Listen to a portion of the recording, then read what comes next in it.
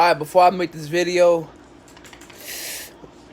I before I make this video, I want to give a shout out to another LeBron fan or two LeBron fans. Let me give a shout out to Kaz Nasty, and let me give a shout out to B New. I appreciate y'all. But before I get to talking about Michael Jordan and LeBron James, between who I think is really the greatest athlete, I'm gonna start off with people before them. The league was always rough in the beginning of basketball.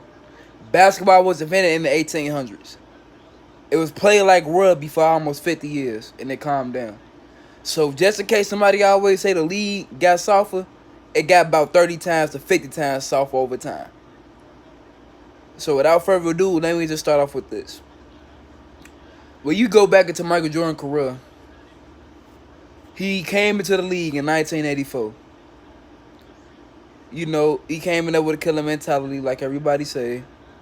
He came in there with a, you don't have to kill me in order for me not to shoot the ball type of guy. And you know, he was just this icon people loved and people appreciated. And he was as good as what he thought he was, you know. 84, 85, 86, 87, 88, 89, 90. 91 was when Michael Jordan first won his ring, and he three-peated.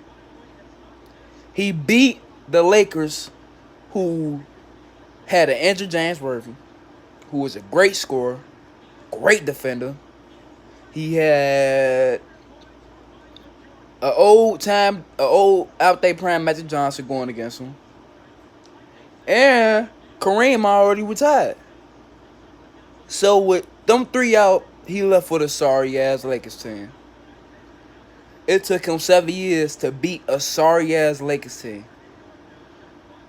All right, LeBron came into the league in 2004. Then made the finals until 2008. So he got whooped 2004, 2005, 2006, 2007, 2008. So he had a 4-year difference to Michael Jordan's 7.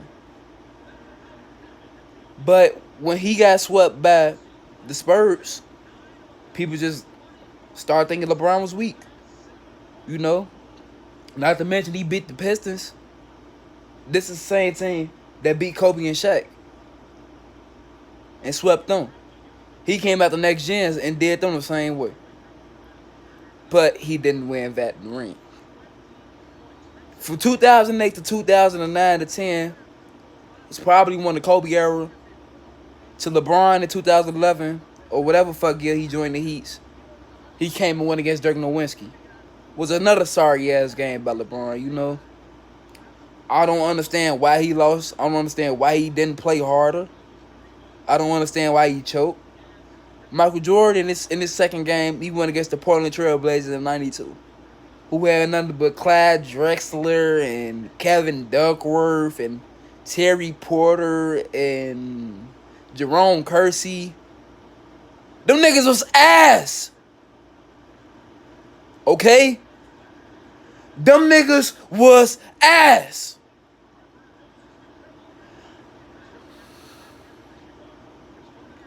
But he won. He won. He won. When LeBron James went against OKC in 2012, he won back game 5. When he went against the Spurs the next year, this is the same team he went against in 2008. Nothing has changed within this team. He bust their ass that time. You know, he might not have hit the game-winning shot or the clutch shot that Ray Allen hit. And I'm at to debunk the word clutch because clutch don't always mean you got to take the last shot. A person is always clutch when they know what they doing. Michael Jordan was clutch because he knew if he did, the competition won't last the next game. That's how weak it was. Just like when LeBron went against the Portland Trail Blazers, remember? Do y'all remember what he did to that team?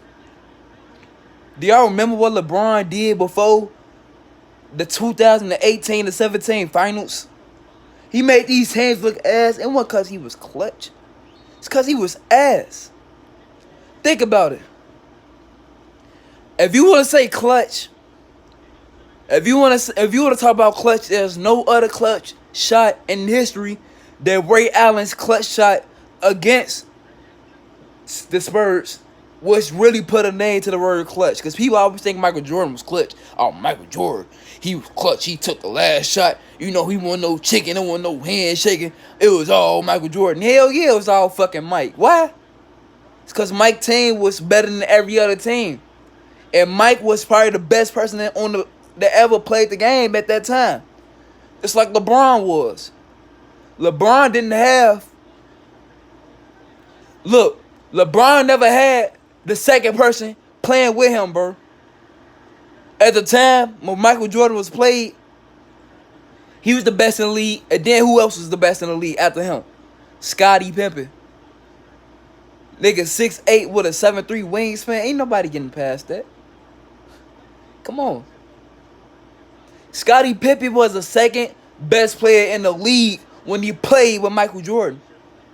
He won 6 rings, but guess what? Michael Jordan quit. He quit for that year. He went and retired to play baseball where he didn't win shit. Wilt Chamberlain, when he retired to play volleyball and he became an Olympic athlete, he won. That goes to show that you better on the court and you a better athlete off the court. Not a lot of athletes can leave basketball, win a ring, play basketball to go win a ring somewhere else. That's equivalent to Shaq winning a ring in the NBA and then going into the NFL and probably win a few Super Bowls. You will never see no shit like that. Ain't no athlete that's gonna ever do that again. It's called once in a lifetime. You know, Jordan's shoes arguably look better than anybody else's shoes. And the reason why Jordan continue to make money off these shoes is because the same shoes that he is making, he making recreations of the shoe every generation, every year. Every year, you hear about the new Retro 9s. What's new about them? They don't look no newer than the retros that just came out a few years ago. They don't look no newer than the retros he got on his feet that he always played in. You know, it's popularity. The reason why LeBron James is not going to be better than Michael Jordan because his popularity ain't as high as Michael Jordan. You know, LeBron James was down the touted as one of the greatest athletes even when he was a child. It don't matter how many rings you win. Because not all the time you will win a ring. You know, look at Vince Carter. Do that man got a ring? No. Is he a great athlete? You fucking right. Michael Jordan only went against one Hall of Famer on the other team. LeBron had to go against multiple championship winning teams, multiple all-time Hall of Famers, just to beat him. Yeah, he choked. How many times LeBron choked? But if you do the math, he went to the finals 9 fucking times. It's finna be 10 times this year. He went to the fucking finals 9 times. How many teams was competitive besides the Golden State Warriors? These niggas had Kevin Durant, second best player on the team, playing with the 2 greatest shooters of all time. Stephen Curry could literally shoot from half court anytime he fucking wants, just the same as Klay Thompson. When it's a shot like that, you can't stop that. You can only hope to guard it. But then again, they got fundamentals. They got plays that they make to make them plays happen. J.R. Smith not going to make as many threes and stuff. Not even Kyrie.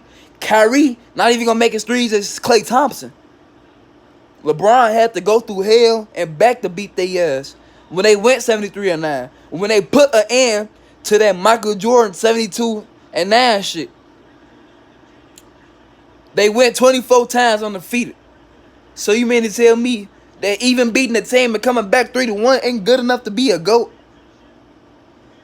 Let Michael Jordan would have went against the Lakers when they had Kareem and James Worthy and they had Magic Johnson all healthy. And he came back and won 3-1 in Game 7. Don't even matter if you would have took the last shot, because if you really pay attention, the only people that really took the last shot was Kukoc and Paxton. Michael Jordan probably didn't even have the ball in his hands. So when y'all want to say Michael Jordan is greater than LeBron, think again. Yeah, he a killer. Yeah, motherfuckers was scared of him. But the competition he went against wasn't the same as LeBron's. And the game evolved. It just LeBron wasn't as lucky as going into the championship because his competition was way heavier and he went too many times and he got too much miles on his body. And he's still going. I see 7 rings in LeBron. I don't see 5 or 4. Y'all LeBron haters. I'm not a LeBron hater, nor am I a Michael Jordan hater. What the fuck this shirt say? Look at this shit. What the fuck is that? Is this LeBron? This is Michael Jordan. I'm not a Michael Jordan hater. All I'm just trying to say is you can't judge an athlete based off their accomplishments. You judge athlete by what they do on the court and how they provide for their team when the time is needed. It don't always mean winning. You know, we got Allen Iverson ain't won the fucking ring, but yeah, he took a weak ass team. That same weak ass team LeBron took to the finals, he did the same before. Won 2 times against Kobe and Shaq and didn't win a ring. So y'all telling me he not the greatest, he not recognized, and Isaiah Thomas and Joe Dumars not recognized? Kiss my ass. But the point about it I'm trying to say is there are 2 great athletes and you cannot compare them to because they was in 2 different eras, 2 different time zones, and only way you could do it is if you compare rings, which is not cool because rings don't mean shit. Let's be honest. People always say that you judge a basketball player for one-on-one game. Alright, Michael Jordan got 6 rings. Y'all claim he the best. But you think he'll win in a one-on-one against Kevin Durant, who only got 2 rings? You might need Pepe. Bleach Fan 2.0, I'm signing up.